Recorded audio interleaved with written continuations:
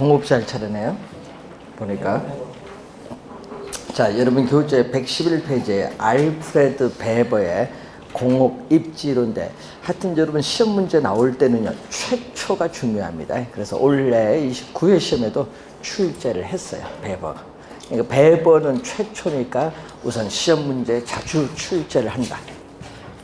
자, 111페이지 보시면은 알프레드 베버죠. 자, 이 베버의 최소 비용 이론입니다. 최소. 자, 알프레드 베버의 최소 비용 이론인데, 항상 이 제목에 답이 있겠죠. 뭐가 되죠? 비용이 최소가 된다. 그러니까 비용이 최소가 되는 지점에 공업이 입지를 해야 한다, 이 말이죠. 예? 최소 비용 이론인데, 그래서 여러분이 우리가 원래 출제된 게 바로 이건인데, 이 공업 입지 또는 산업 입지에 영향을 미치는 요인 크게 세 가지가 있어요. 수송비, 우리가 노동비는 뭐죠? 노동에 대한 비용, 임금이거든요. 임금. 노동비를 다른 말로 또 인건비라고도 하는데, 인건비, 이 임금이에요. 임금. 그래서 수송비, 노동비, 임금인데, 여기에다가 직접. 그럼 직접이라는 것은 한 장소에 공업이 집중되는 현상, 한 장소에 공업이 모인다는 얘기인데, 그래서 이 집적에 따르는 또 뭐가 발생하죠? 이익이 발생하죠. 또는 집정력이라고도 해요. 집적이익, 집정력이라고 하는데, 이 세 가지 요인이 베버는 중요하다고 봤어요. 베버. 여러 가지 요인도 많은데 이 세 가지 요인. 그래서 이 베버는 이 1909년인데, 1909년 공업 입지에 관하여라는 저서를 통해서, 이때 독일은 주요 운송수단이 우마차예요. 거의. 그러다 보니까 이 다른 요인보다는 뭐를, 이 당시에 다른 요인보다는 뭐를, 수송비. 지금도 마찬가지겠지만은, 지금도 수송비가 중요하지만은, 그때 당시 베버는 다른 요인보다는 특히 이 수송비가 공업 입지에 상당히 영향을 준다, 이렇게 본 거예요. 그래서 수송비를 가장 중시했다. 이걸 또 출제를 올해 시험에 했다는 얘기죠. 수송비를 가장 중요시 여긴다. 그러니까 여러분이 수송비를 가장 중요시 여기는데, 이 수송비와 관련해서 여러분의 거기에 내용을 보시면은, 밑에서 5번째 보시면은, 수송비는 원료와 제품의 무게 또는 원료와 제품에 수송되는 거리에 의해서 결정된다라는 거죠. 그 지문도 우선 시험에 자주 출제가 되는 내용입니다. 그 지문이 우선 또 자주 출제되죠. 그러니까 수송비는 직접적인 우리가 비용으로 보지 않고, 이 수송비는 우리가 수송 거리 또 수송 무게, 중량에 의해서 결정된다고 보는 겁니다. 자, 이때 거기 또 밑에서 한 6, 7번째 보면 얘기죠. 노동비, 노동비용, 직접이익이 이것은 일정하다. 예? 그래서 다른 노동비용과 이 직접이익 같은 다른 생산 조건들은 아무런 변화가 없다. 다른 생산 조건들은 일정하다 하면 변하지 않는다. 일정, 불변. 요 노동비나 직접이익은 변하지 않는다. 일정하다고 가정을 하면은 뭐에 영향받죠? 수송비. 그래서 최소의 수송비가 드는 지점, 이 최소의 수송비가 드는 지점에 공업이 입지를 해야 된다. 그래서 공업이 입지를 해야 된다고 주장하죠. 여기 여러분 밑에 그래서 한 6, 7번째 니은이 있죠? B인가? B에서 최소의 운송비, 수송비가 드는 지점에 공업이 입지해야 된다. 이게 포인트가 되겠죠. 수송비가 최소가 되는 지점에 공업이 입지를 해야 된다. 자, 밑에서 거기 보면은 또 거기에 맨 밑에 보시면은 합리적 경제인이라는 용어가 나오죠. 합리적 경제인, 여기 지문에 나오면요, 이것도 해석 안 되신 분이 있어요. 합리적 경제인을 가정한다는 것은 이 생산자 입장에서 이윤을 극대화를 추구하는 사람이다. 그렇게 생각하시면 돼요. 이윤 극대화. 공업이니까 이윤 극대화를 추구하는 사람. 이게 합리적 경제인이라고 가정을 하고 이론을 전개시킨다. 그렇게 보시면 되겠습니다. 자, 그러면은 이 베버의 이론이죠. 이 베버의 이론을 비판했어요. 자, 이 베버의 이론을 비판해서 112페이지 보시면은 뭐가 나오냐면 뇌쉬라는 학자가 나와요. 뇌쉬. 자, 또 우리 독일의 학자. 발음할 때 쉬로 읽습니다. 뇌쉬. 독일어로. 자, 이 뇌쉬라는 학자는 어떻게 비판했어요. 예? 비용이 최소가 되는 거죠. 이걸 비판해서 뭐를 주장하냐. 반대로 이번은 기업이 이윤을 극대화하기 위해서는 최소 비용 이론을 비판했으니까 우리가 수요가 뭐가 되는지죠? 최대. 이번은 또 말 그대로 수요가 뭐가 되는지죠? 최대가 되는 지점에 공업이 입지를 한다. 수요가 최대가 되는 지점에 공업이 입지를 해야 된다. 즉 우리는 시장이 확대되어 나갈 가능성이 가장 풍부한 지역에 공업이 입지하는 것이 유리하다고 주장을 한 학자가 뇌쉬예요. 그러니까 말 그대로 최대 수요 이론이다. 이렇게 보시면 돼요. 자, 그래서 이 우리가 뇌쉬 이론을 보면 이게 여러분 뭐 우리 원뿔인데 이런 그림에서 여기 여러분 중심진 시장이에요. 시장인데 요 밑에 있는 원이거든요. 원뿔에서 밑에 원인데 원은 상권의 범위예요. 그럼 상권의 범위인데 이 시장에서 이제 거리가 점점 멀어지는 거지. 상권의 범위 시장에서 거리가 멀어지는데 문제는 요 위에 요 꼭지점과 이 중심 밑에 원의 중심 요 사이 요 거리를 우리는 수요량이에요. 수요량. 그러면 수요량인데 자, 이 중심지에서 지금 거리가 멀어질수록 수요량은 점점 뭐가 되죠? 줄어들어요. 그래서 중심지인 시장에서 거리가 멀어져서 원의 중심, 상권의 중심입니다. 멀어질수록 수요량이 점점 줄어들고 있어요. 왜 줄어들까요? 왜 중심지인 시장에서 거리가 멀어질수록 수요량이 줄어들까요? 줄어드는 것은 거리, 시장에서 멀어지는 거리에 따른 수송비를 누가? 소비자가 부담하기 때문에 수요량이 줄어들어요. 그러니까 어디 입지해라? 여기서 멀어지면 수요량이 줄어드니까 수요량이 많은 쪽, 그 수요가 많은 쪽이 어디?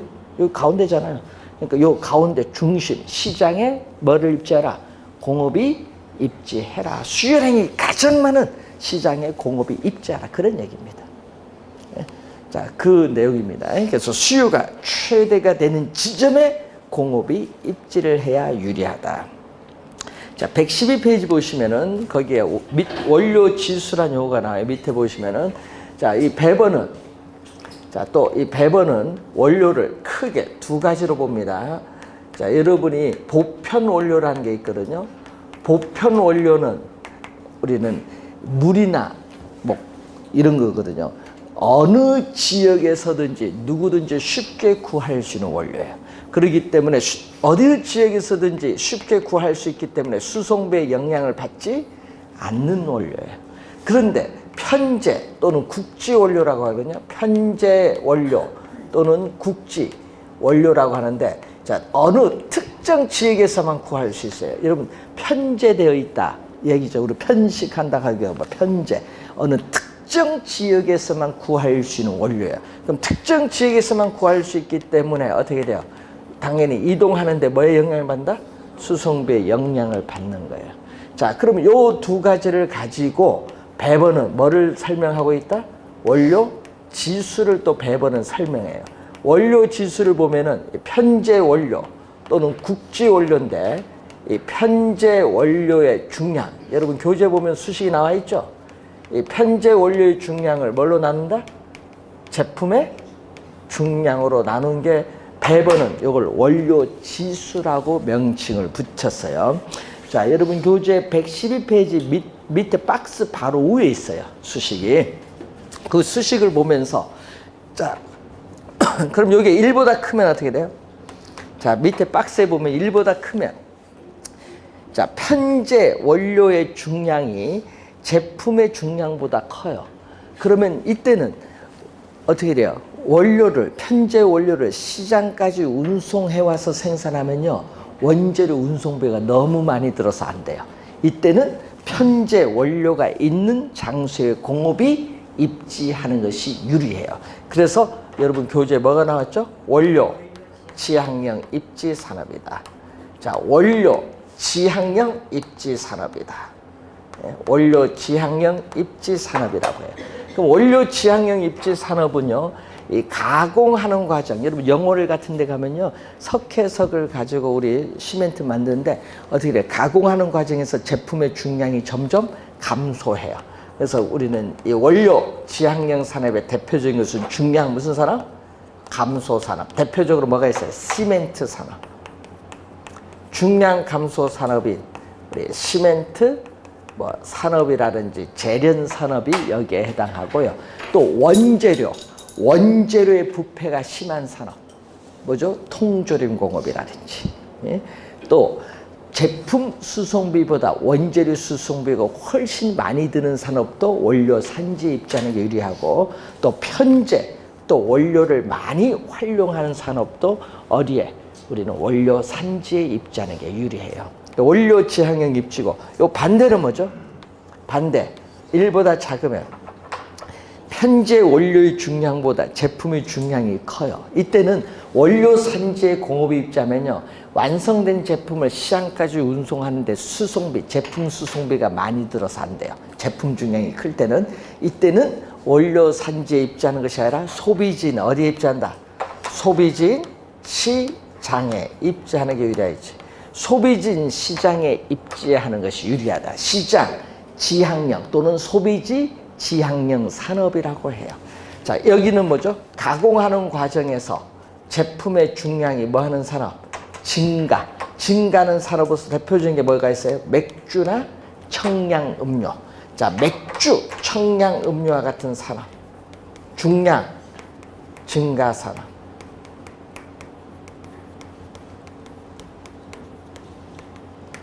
일반적이죠.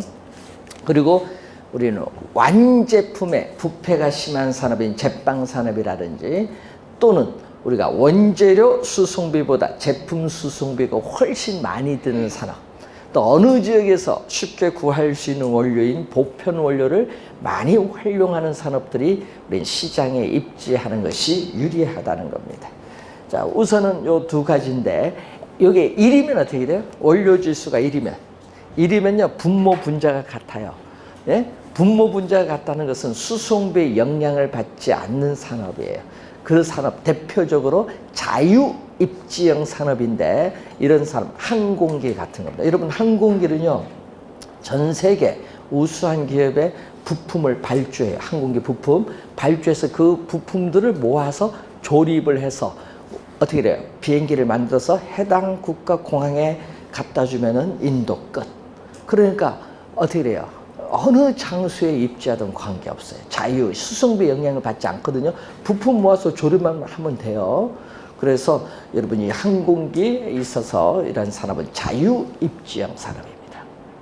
지금 우리는 여러분 보면은 대표적인 두 항공기가 있죠. 우리 여러분 여기 이렇게 보면 보잉사와 에어버스사 두 개가 대표적인 우리 항공기 산업입니다. 자, 우선은 그 내용을 보고 여러분 113페이지 보시면은 뭐 직접 지향형 산업이죠. 직접이란 용어가 나오죠. 직접. 자, 수송비의 비중은 적게 들고, 또 우리는 기술의 연관성이 큰 계열화된 산업이에요. 대표적으로 우리는 뭐 자동차 산업이라든지 석유 화학 산업 등이 여기에 해당하는데, 문제는 어떻게 돼요? 원료를 공동 구매하고, 또 정보를 공동으로 이용하고, 또 수배송도 공동으로 하면서 우리는 생산비를 대폭 절감시킬 수 있기 때문에 한 장소의 공업이 모이는 거예요. 직접 지향형 산업입니다. 모이는데, 그래서 여러분이 우리 유럽 같은 경우에는요, 유럽은 내륙입니다. 대륙이잖아요. 대륙으로 이렇게 오는 게 내륙입니다. 그럼 내륙에 강이 이렇게 흘러내려가는데, 문제는 한 국가에서 오염되면요, 내려가는 모든 국가가 다 오염이 돼요. 그래서 환경 오염물질을 배출을 안 하는 산업만 들어오게 돼 있어요. 유럽 내륙에는. 그럼 뭐가 들어올까요? 그래서 여러분 벨기에 가면요, 벨기에 엔트워프라는 도시가 있어요. 그 도시에 전 세계 화학 공장이 다 있어요. 화학 공장. 여러분 우리나라 LG 화학도 있잖아요. 그럼 화학 공장은 여러분 선입견으로 환경 오염물질을 배출한다고 생각을 할 거예요. 그런데 여러분이 배출하면 안 되잖아. 다 오염이 되니까. 그래서 벨기에 엔트워프에 들어가는 화학 공장들은 어떻게 100% 정화할 수 있는 기업만 들어가요. 못 들어가지. 그럼 우리는 LG화학 들어갈 수 있냐? 못 들어가지. 100% 정화 안 되잖아. 못 들어갑니다. 그럼 우리는 LG화학은 어디가? 배출할 수 있는 스페인, 영국으로 가는 거예요. 바다 건너. 내륙 못 가는 거예요. 예? 그러니까 여러분이 그런 산업들이 직접 하는 엄청난 생산비 절감 효과가 있어요.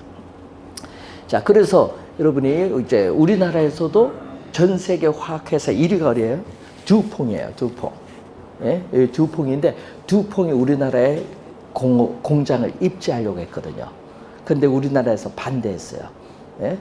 여러분이 유종근 지사, 옛날 김대중 정부 시절에 유종근 지사 전라북도 지사고요, 양해각서 책에서 들어오려고 했는데요, 국회의원과 전라북도 주민들이 반대를 했어요. 환경 오염물질을 배출한다고. 그럼 우리나라가 배출하지. 그래서 막 데모를 해서 결국 못 들어와서요, 말레이시아로 갔습니다. 예? 근데 우리나라 노무현 대통령이 말레이시아 가서 시찰하면서 야, 이런 공장, 최첨단 이런 공장 우리나라도 있습니다. 우리나라에서 못 들어와서 거기 간 건데 얼마나 창피해요. 이 참모들이 잘못한 거예요. 그런 걸 미리미리 얘기를 해줘야 되는데, 예? 그래서 우리나라에서 어떻게 너무 선입견이 많아. 공장 들어온대. 예? 상당히 우리나라는 공장 들어온데 3, 4년 걸려요. 반대 없어도. 규제가 너무 많아요. 영국 같은 경우는요, 공장 설립화가 나오는데 한 달도 안 걸려. 우리나라 반성 많이 해야 됩니다. 규제가 너무 많아요. 그래서 우리나라 산업이 요즘 경쟁력이 약화되는 것은 규제 때문이에요. 이렇게 보면은. 예? 그래서 여러분 외국에는요, 이제 딱 모여 공장 유치를 하는데 상당히 중요합니다. 집적이라는 게. 그리고 요즘에 우리나라에서 좀 임금이 비싸지니까 이제 문제되는 게, 여러분이 112페이지 보면 노동지향형 산업이 있어요. 여러분 숙련공이 아닙니다. 미숙련공을 많이 활용을 할 수도 있고, 또 상대적으로 임금이 저렴한 지역에 입지를 해 유리한 산업, 대표적으로 뭐가 있어요? 여러분 의류, 섬유, 신발 이런 산업이 대표적이죠. 그래서 어떻게 돼? 우리나라 인건비가 비싸니까 섬유나 이런 건 전부 어느 쪽으로 지금 해외로 공장이 다 이전하고 있죠.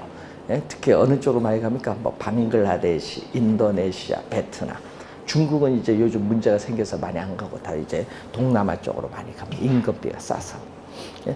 예? 우리나라에 한 사람 고용하니까 거기는 몇 사람 고용한다? 한 20명 이상 고용합니다. 그만큼 차이가 있습니다.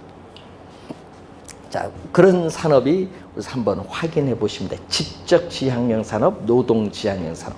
요즘에는 또 어떤 산업? 여러분 20세기는 굴뚝 있는 산업, 제조업이었는데 21세기는 무슨 산업? 굴뚝 없는 산업. 뭐죠? 우리는 양질의 고급 노동력을 활용하고 정통적인 공업 입지 요인 수송비의 영향도 받지 않고 어떻게 돼요? 양질의 고급 노동력 두뇌를 이용하는 산업은 대도시 입지예요. 대표적으로 IT, 정보통신 산업이 대표적입니다. 이런 산업을 우리 뭐라고 해요? 탈족 산업이라고. 그런 산업, 탈족.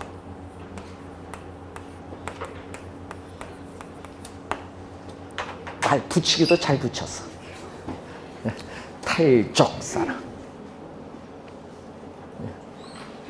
그래서 이 산업이 앞으로 미래에 우리가 경쟁력이 이제 어느 쪽으로 오느냐. 미국에서도 뭐죠? 실리콘밸리가 여러분 있는데, 스탠포드 대학교인데, 그래서 이제 앞으로 이제 포스트 실리콘밸리가 어디냐? 거기서 앞으로 미래 국가 경쟁력이 달려있다. 전 세계가 경쟁을 벌이고 있습니다. 자, 114페이지로 오시면은 입지 개수가 있습니다. 자, 입지 개수를 보면은 여러분 어떤 지역의 특정 산업이 전국의 동일한 산업에 대해서 어느 정도 특화 전문화되어 있는가를 측정하는 지표예요. 예? 그래서 그러한 것을 우리는 판단하는데 입지계수 또는 입지상 뭐라고 한다? LQ라고 해. 그래서 여러분 교재에 수식이 나와 있습니다. 그 가운데 수식, 그 수식을 보시면서 하여튼 여러분 가운데 수식을 보세요. 교재 보면은 분모는 뭐다? 분모는 정국. 자, 여러분 교재 보면요. 분모는 여기 전국이에요. 전국. 근데 분자는 지역. 어떤 지역이죠? 뭐 제트 지역. 분모는 전국, 분자는 지역이에요. 자, 이때 전국 전체 산업의 고용자 수, 고용인구죠. 전국 전체 산업의 고용자 수, 고용인구인데 문제는 고용자 수로, 고용인구로 표현할 수도 있고 또는 산업별 생산액으로 표현할 수도 있고 소득으로 표현할 수도 있어요. 고용자 수로 많이 나오니까 요즘. 그래서 전국의 어떤 산업, 뭐 제조업, 뭐 자동차 산업, 섬유 산업, 전자 산업, 뭐 부동산 산업 뭐 많겠죠. 우리 I 산업의 고용자 수.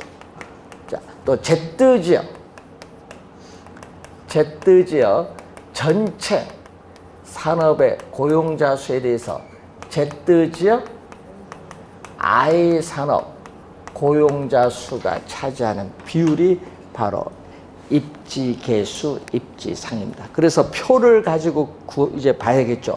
표를 볼 때는요, 항상 전국 전체 표에서 보고 또 전국 I 산업, Z 지역 전체, Z 지역 I 산업인데 시험 문제는요, 표가 주어져요. 27회도 출제를 했잖아요. 표가 주어지고 요 수식을 넣고 계산을 하는 거. 이걸 출제를 합니다. 입지계수를 출제하는데 그럼 여러분이 관련해서 입지계수는 항상 이 표를 보는 연습을 좀 하셔야 된다는 거. 자, LQ가 자, 여기 Z지역이잖아요. 여기 Z지역. 그러면 Z지역에 무슨 산업? I 산업이잖아요. 그러면 I 산업인데 LQ가 얼마보다 크다? 1보다 큰가? 작은가? LQ가 자, LQ가 1보다 크면 어떻게 돼요? 1보다 크면은 Z지역 전체 산업 고용자 수에서 I 산업 고용자 수가 차지하는 비율이 뭐보다 커요? 전국보다 크다는 얘기예요. 이 말은 Z지역 I 산업에서 생산을 해요.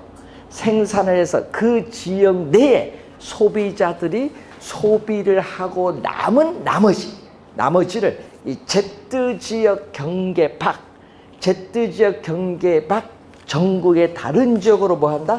전국의 다른 지역으로 뭐 해요? 수출하는 거예요. Z지역 경계 밖 다른 지역으로 수출하는 무슨 산업?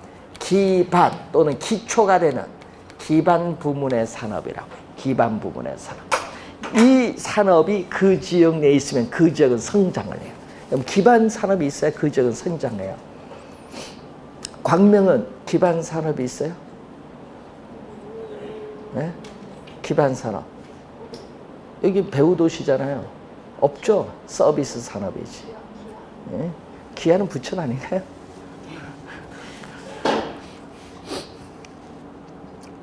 네? 그래서 여러분이 항상 기반 부문의 산업, 이걸 잘 확인을 해야 돼. 어떤 지역이든지. 예? 그래서 좀 산업 유치하려고요. 전쟁이에요. 전 세계. 전 세계에서는요. 산업을 유치를 하면 고용이 되잖아요. 고용이 되고 그 지역에 번영을 해요. 세금도 들어오고 한데. 그래서 요즘에 공장 유치하는데 땅은 공짜로 줄게. 100년 동안 빌려줄게. 임대료 안 받겠다는 얘기예요. 공장은 땅은 줄 테니까 와서 공장만 지어서 고용해달라고 해요. 그리고 뭐도 깎아줘요? 예? 그 세금도 깎아줘요. 이 주세라고 하죠. 미국 같은 주세 이런 거, 영방세 이런 건데 주세를 깎아줘요. 예? 우리나라면 지방세 깎아줘요. 이런 식으로 감면 조치해주든지 그런 게 중요한 거죠. 예? 그래서 여기 기반 산업이 있어야 된다는 거죠. 자, LQ가 1이면 LQ는 1보다 작으면 어떻게 되죠? 1보다 작은 것은 전국 전체 산업에서 I 산업 고용자 수가 차지하는 비율이 무엇보다 Z지역보다 커요. 전국이 크니까 이때는 Z 지역 내에서 I 산업에서 생산하고 소비 판매를 하고 다른 지역으로 수출이 안 돼요. 수출이 안 되는 무슨 산업? 비기반. 수출이 안 되는 비기반 부문의 산업. 비기반 부문의 산업. 그럼 LQ가 1이면 분모 분자가 같으니까 전국 평균 수준으로 생산해서 자급자족의 상태가 되는 게 바로 여러분이 LQ가 1대입니다. 그래서 여러분 계산해서 표를 가지고 계산해서 1보다 큰가 1보다 작은가 이걸 판단하는 거 이런 것을 우리가 보시면 돼요. 여러분 시험 문제는요. 요 수식만 잘 이해를 하시면 돼요. 다른 건 뭐 그래서 입지계수라는 용어가 나와 있습니다. 자, 115페이지에 오시면은 동심원 이론이 나오는데 도시 내부 구조 성장 이론입니다. 자, 도시가 최초에 어떻게 형성이 돼서 현재까지 발달되어 왔고 앞으로 미래에 어떻게 발달되어 나갈 것인가를 도시의 행태학적인 측면에서 우리가 분석한 이론입니다. 그래서 도시 내부 구조 이론인데 이게 최초의 이론이 거기 몇 년? 1925년에 나온 거야. 자, 1925년에 나온 우리가 최초의 이론이 바로 누구 이론? 버제스의 이론입니다. 버제스. 자, 버제스의 이론이 이제 나오는데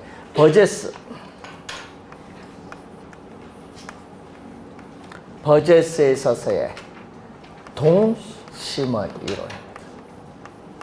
자, 원이죠, 원. 동심원. 최초니까 또 시험에 자주 나오는 용어입니다. 자, 최초인데 뭐를 대상으로 했죠? 미국의 시카고. 자, 이 버제스가 미국 시카고 대학의 도시사회학자예요. 그러다 보니까 자기가 있는 대학이니까 그 미국 시카고를 중심으로 분석을 한 겁니다. 그래서 도시 하나만 분석한 거죠. 자, 그러면 핵심이 뭐죠? 우리는 중심 업무 지구라고 해요. 이걸 우리 약어로 CBD라고 해요. 중심 업무 지구라고 합니다. 정치, 경제, 사회, 문화의 중추적인 역할을 하고 있는 핵심 바로 중심 업무 지구죠.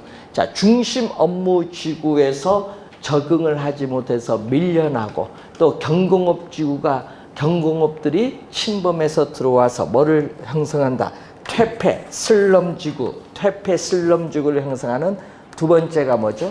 점이지대. 여러분 거기 그림이 있는데 자, 여러분이 116페이지에 그 그림 보시면서 두 번째 동심원 요걸 주의를 해야 돼. 여기 한 3번 출제했어요.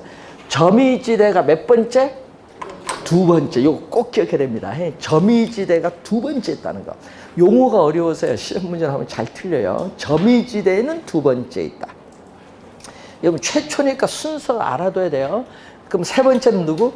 공장에 저소득 근로자들이 거주하는 저소득 주택 지역이 세 번째 동심원.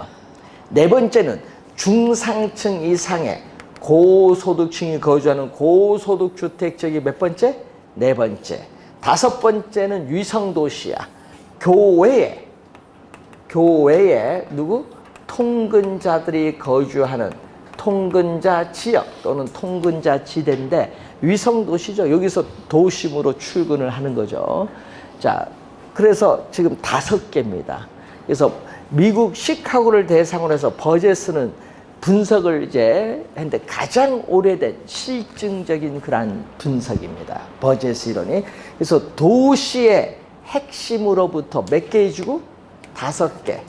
5개의 지구로 분화되면서 어떻게 돼요? 동심원상으로 도시가 외연적으로 확산된다는 이론을 전개시킨 학자가 버제스입니다. 버제스. 그래서 우리는 도시의 공간 구조, 도시에 서서의 공간 구조를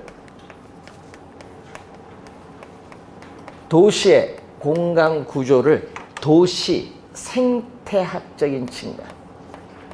자, 여러분 생태학이라는 용어가 나오는데 생태학은요 1833년에 처음 나온 1833년 오래됐죠. 처음 나왔어요. 뭐에서? 다윈의 진화론에서 생태학이라는 용어. 그래서 여러분 무슨 얘기냐면요, 인간을 대상으로 분석하는 것이 아니라 인간이 아닌 무생물을 인간처럼 보고 분석한다. 그런 의미가 생태학이에요. 그래서 이 도시, 이 생태학적인 우리가 측면에서 접근한 거다. 그래서 도시 생태학적인 관점에서 우리 접근을 한 이론이 바로 무슨 이론? 우리 버제스 이론. 도시 생태학이다. 그래서 여러분 그게 도시 생태학이라는 용어를 좀 여러분이 이쪽 116페이지의 맨 위에 도시 생태학적인 관점에서 접근을 한 거다. 이 순서 꼭 기억해야 됩니다. 최초는 무조건 순서는 알아야 돼요. 최초니까. 예? 그러면 도심으로부터 거리에 따르는 접근성이죠. 도심으로부터 거리에 따르는 접근성에 따라 뭐를 한다? 우리는 토지 이용의 형태가 달라지는데 도심에서 거리가 멀어질수록 우선은 도심에 올수록 지대는 비싸고 외곽으로 갈수록 어떻게 돼? 지대는 낮아지고 도심으로부터의 거리에 따르는 뭐를 접근성도 낮아지고 또 외곽으로 갈수록 또 뭐죠? 인구 밀도도 낮아지고 도심 올수록 빽빽하잖아요. 낮아지고 또 외곽으로 갈수록 뭐도 줄어들어요? 범죄의 발생 빈도도 줄어. 근데 왜 이분이 1900 이 당시에 범죄 얘기를 여기 이론했냐면요. 그때 당시에 미국에서 범죄가 제일 많이 한 도시 1, 2가 뉴욕하고 시카고예요. 네? 그래서 그때 뭐 범죄 얘기를 여기 집어넣은 것 같아요. 범죄의 발생 빈도가 줄어든다. 그리고 또 뭐도 질병도 적어진다. 네? 왜냐? 도심 가까이 올수록 저소득층이 도심에 어떻게 돼요? 우리는 직업을 구하기 쉬운 도심에 많이 있다 보니까 저소득층은 뭐가 돼요? 어떻게 돼요? 환경이 안 좋잖아요. 사는 지. 그러다 보니까 전염병이나 이런 게 많이 발생하는 거예요. 질병이 발생할 가능성이 높다. 여러분 요즘에 질병 많이 우리 뭐 백신도 많이 발달해서요. 요즘 많이 줄었는데 이때는요 질병 잘못 돌면요 엄청 죽어요. 옛날에 이제 유럽 같은 경우에는요 인구가 증가하다가 전염병이 한 번 돌면 유럽 인구의 한 20%가 죽고 막 그랬어요. 대표적인 게 뭐죠? 흑사병 이런 거. 그리고 뭐야? 스페인 독감 뭐 이런 거. 한 번 돌면은 그렇게 돼요. 예? 독감 예방 주사 맞으셨죠? 그래서 이제 이런 거죠. 이제 범죄도 줄어들고 뭐도 질병도 적어지는 현상이 외곽으로 갈수록 나타난다. 시험 지문에 우선은 버제스는 최초니까 상당히 중요한 이론인데 미국의 하나의 도시만을 대상으로 하다 보니까 어떻게 돼요? 일반화에 결여했다. 도시 내부 구조 성장 이론에 있어서 일반화에 결여되는데 여러분 시카고는 내륙이다 보니까 이런 형상이 나오는데 여러분이 도시가 동일하게 동심원상으로 가는 게 아니죠. 동심원상 가다가 보면 뭐가 있어요? 뭐 산이나 강이 있으면 도시가 뻗지 못하잖아요.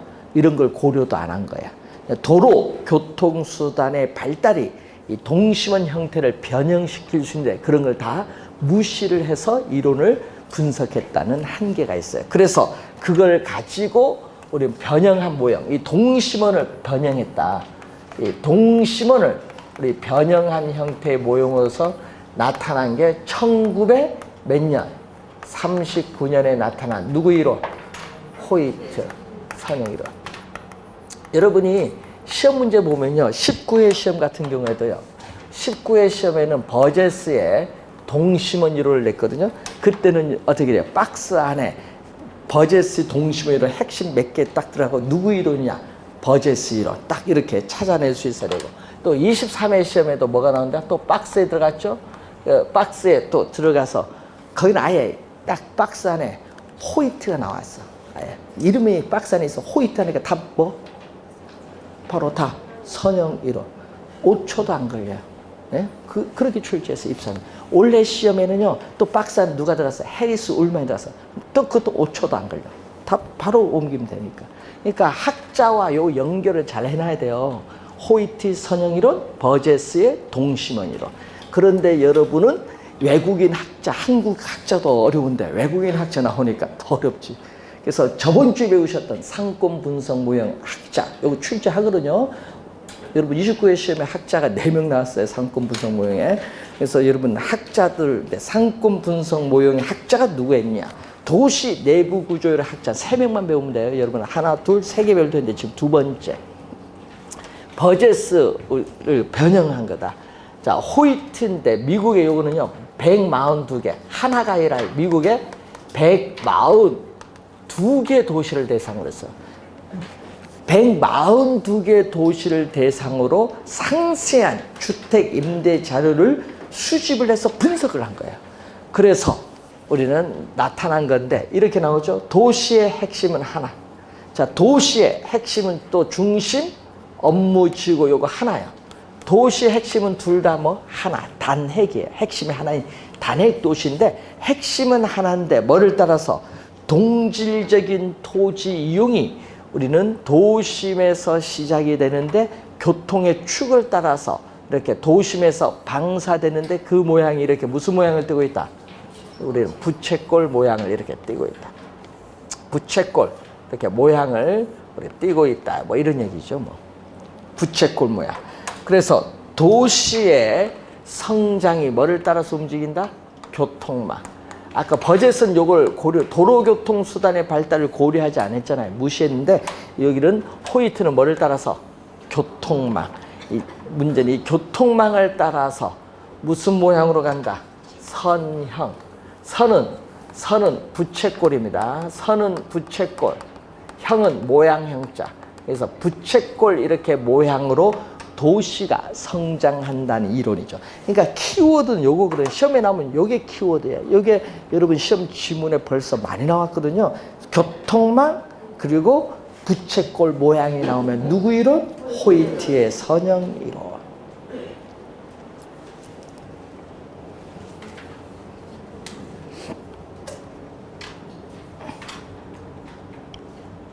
자, 그런데 문제는 이 호이트는요. 이 고속교통망축 가까이는 집가가 비싸요. 높은 가격을 지불할 수 있는 누가? 고소득층이 차지해서 뭐를 형성? 고급 주택지역을 형성을 해요. 그럼 고급 주택지역 좌우는 고급 주택지역보다 집값이 싸야죠. 집값이 싼 누구? 중급 주택지역이 형성이 돼요. 좌우는 중급 주택지역이 형성이 되고 그리고 도심에 가까운 곳에는 어떻게 돼? 일자리를 얻어야 되는 누구? 저소득층이 입지를 하는 거죠. 저소득층 여기 입지 이런 데 입지하는 거야. 가까운 도심에 가까운. 그리고 저소득층은 고소득층과 이해가 상반되기 때문에 저소득층 주거지역은 고소득층 주거지역의 반대편에 입지하는 경향이 주로 나타난다.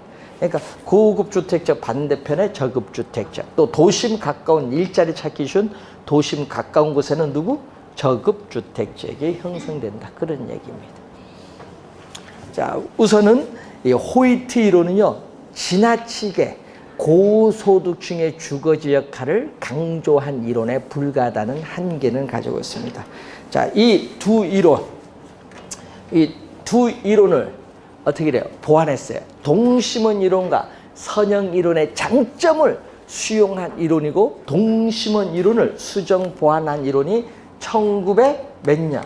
45년에 나타난 해리스, 원래 출제했었죠? 29회 시험에 해리스 울만의 연구입니다. 자, 시험 문제예요. 해리스 울만 여기 떴어요. 또 박스 안에. 그럼 누구 이론? 정답은 뭐? 다 핵심 이론. 여기 정답. 정답. 요 두 이론은 핵심이 하나. 2번은 핵심이 몇 개? 여러 개. 자, 동질적인, 여러분, 도시, 토지 이용의 패턴 유형이 우리는 유일한 핵심 하나, 유일한 핵심에 의한 것이 아니라 어떻게 돼요? 우리는 도시가 성장함에 따라 핵심의 수가 증가를 해요. 뭐가 생기죠? 도심이 전문화됨에 따라 기능적으로 분화가 돼서 부도심이 생기는 거예요. 부도심. 도심, 부도심이 나온 거죠.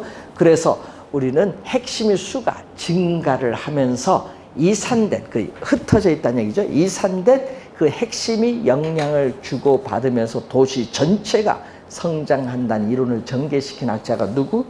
우리는 해리스 울만의 연구, 다 핵심 이론.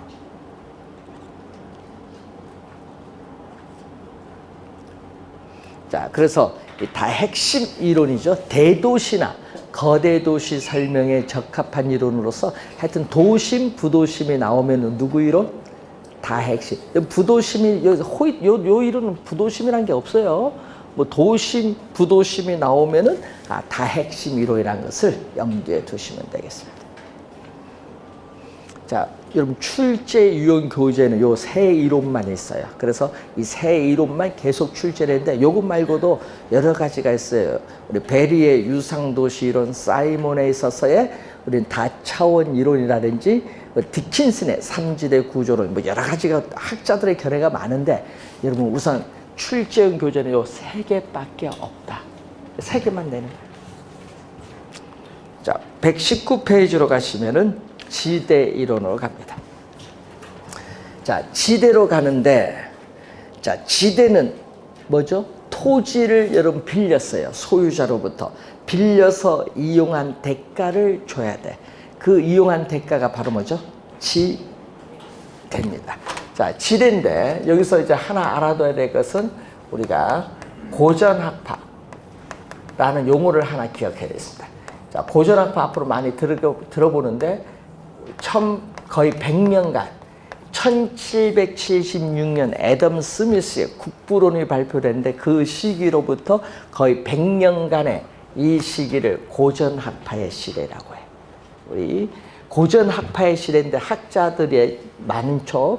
그 중에서 고전학파는 이 토지와 자본이 있는데 이 토지, 자본을 우리는 구별합니다. 토지와 자본을 우리는 구별해서 지대 이론을 전개시켜요. 그런데 문제는 이 토지는 뭐죠? 토지는 신이 인간에게 부여해준 무상의 선물로서 어떻게 돼요? 자연적으로 주어져 있는 물건이라는 거예요. 자연물. 토지는 자연적으로 주어지는 물건. 그러니까 뭐죠? 인간의 인공적인 힘이 가미가 됐다 안 됐다? 안 됐어요. 자연물이에요. 그러면 여러분 자연물인 토지는 사용하여도 소모가 돼야 안 돼요? 자연물인 토지는 사용하여도 소모가 안 돼요. 그런데 자본은 뭐죠? 자본은 인공적인, 인간의 뭐가 또 가미됐다?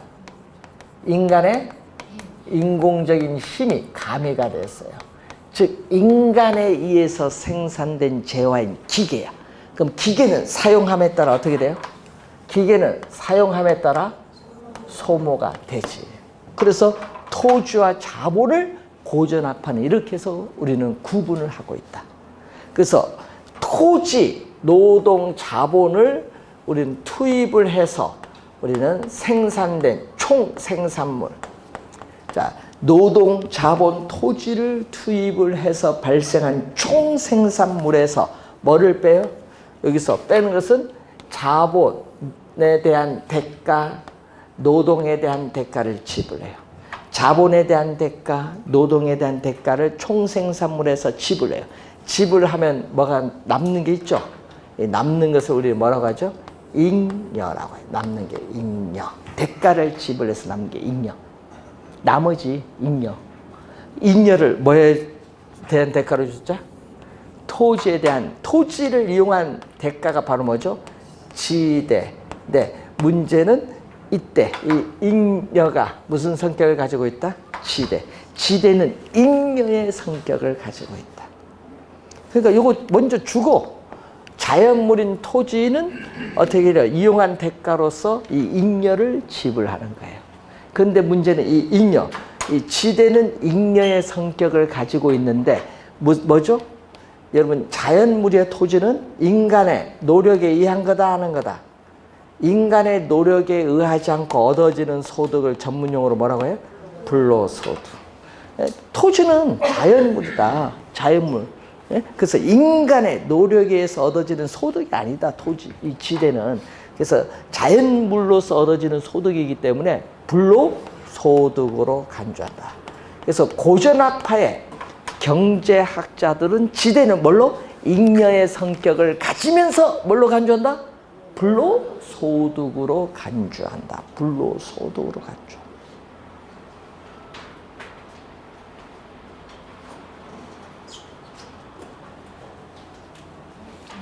여러분 지대 이론을 배우려면 이 기본적인 거 안 돼. 그래서 고전학파의 지대는, 고전학파에서는 지대는 불로소득이니까 고전학파의 경제학자들은 뭐에 중점을 두고 있다? 소득 분배에 중점을 두고 있다. 소득 분배에 중점을 두고 있어요. 왜? 이 불로소득을 세금을 통해서 적극적으로 환수를 해야 된다고 주장을 하는 거예요. 불로소득입니다.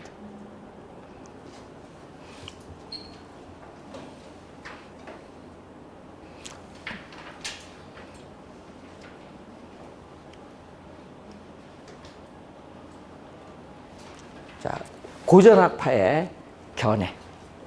우선 하나 확인해 봤죠. 자, 고전학파의 대표적인 학자가 거기 이제 나오는 첫 번째, 누구? 네, 니카도. 고전학파의 대표적인 학자가 니카도입니다.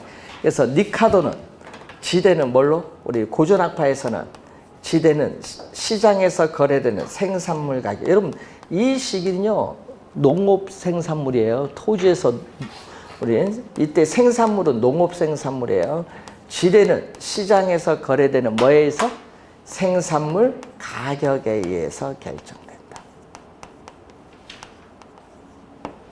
지대는 생산물 가격에 의해서 결정됩니다.